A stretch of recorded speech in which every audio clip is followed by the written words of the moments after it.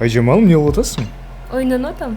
Азыр ушул оюндун жаратуучусу менен маек курабыз. Аты Мунара Бекназарова.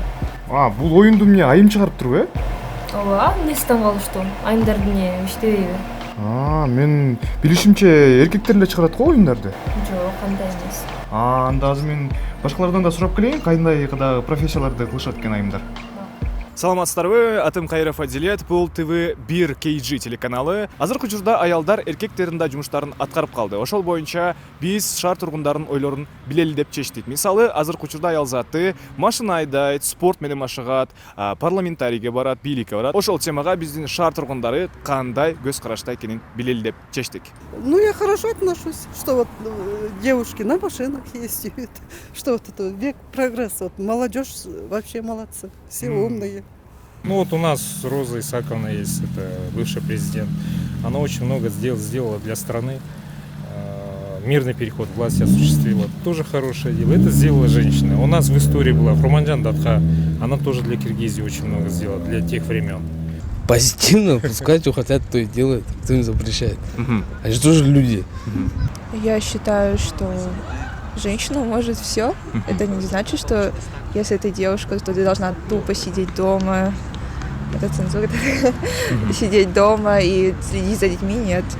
Женщина должна сочетать все. Это не то, что в наше время мы только знали место дома, у казана, с детьми. А сейчас прогресс. Молодежь добивается свое место в жизни.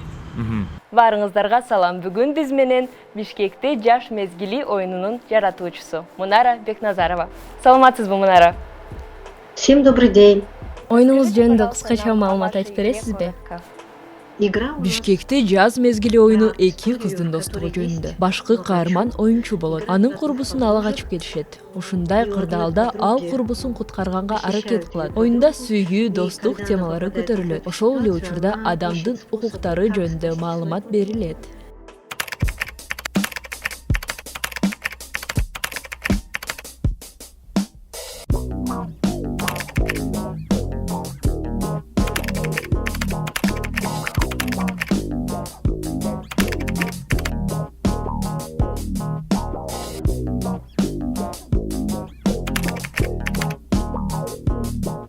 Здесь есть любовный треугольник. Кыздардын ар кандай маселелери боюнча 2013 жылдан бери иштейбиз. Жыл сайын статистика, ала качуу фактылары, жалпысынан бул көйгөй жөнүндө милиция жана аялдар уюмдары бизге айтып беришет. Ага карабастан көпчүлүк кыздар ала качуу болгондо арыз жазышпайт экен. Биринчи, биз изилдөө өткөздүк. Бул көйгөй барбы? Бар болсо канчалык масштабдуу экендигин далилдедик. Изилдесек, кыздар өздөрү тааныбаган адамдарга турмушка чыккан фактылар бар экен. Кээ бир учурларда ала качуу зомбулук менен коштолот экен. Кызды ала качканда 2-3 адам кармашып, жаштарынан тартышып, катаал орой мамиле кылышат. Биз ушул көйгөйдүн үстүндө иштейли деп чечтик. Что девушки подают заявление, а потом забирают. Или девушки не подают заявление.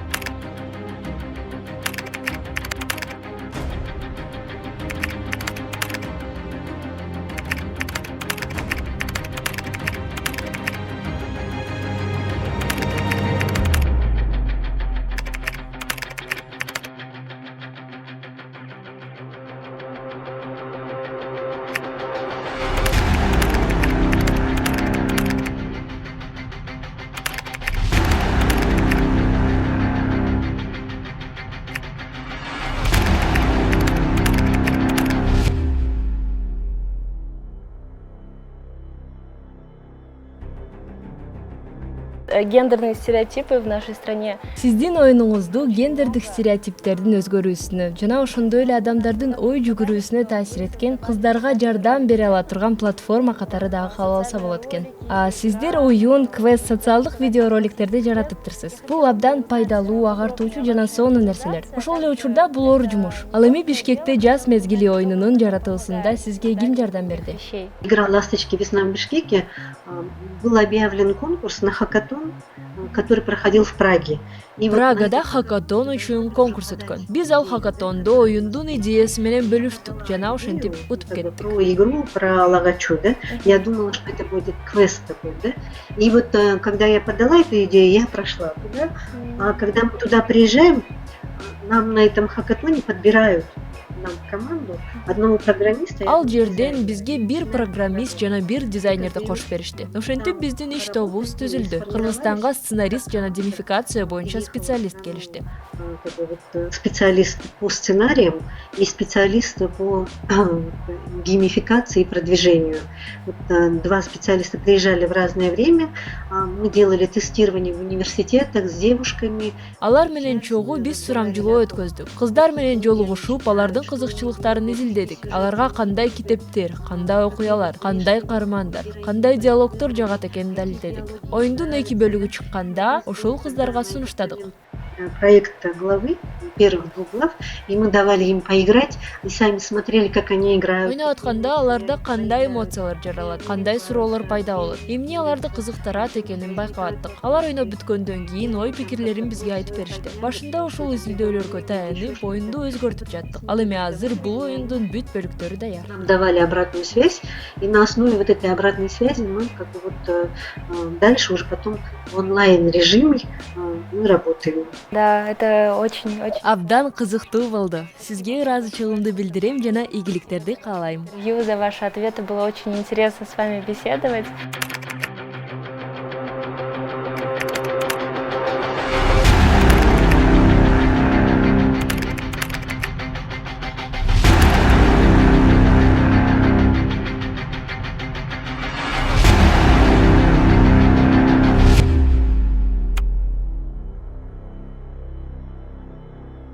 Жашоо кыйын болуп атат, ошол себептен аялдар деле туура эле деп ойлойм. Только футбол ойногону жанагындай спорттун оор түрлөрү менен машыккандарды кичине терс көз караштамын, анткени алар келечектеги энелер да.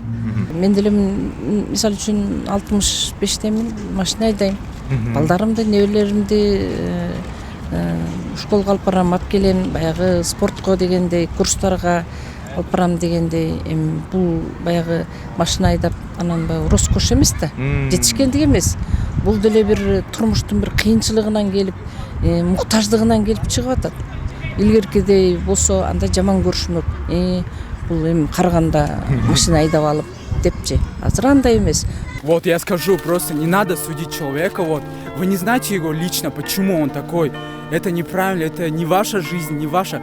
Пусть как он хочет и так и живет, что она делает. И не умеете вы там, не ваше вообще дело так делать.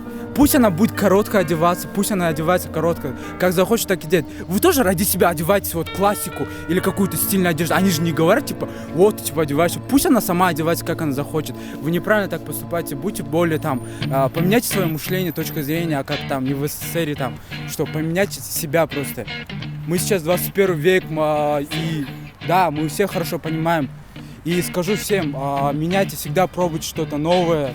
Всегда идите вперед, вот все. Мынакей урматтуу телекөрүүчүлөр, ушундай ойлорду чогулттук. Эгер сиздердин оюңуздар болсо, биздин социалдык баракчаларда комментарийлерге калтырсаңыздар болот. Атым Адилет Каиров, ТВ1 KG телеканалы.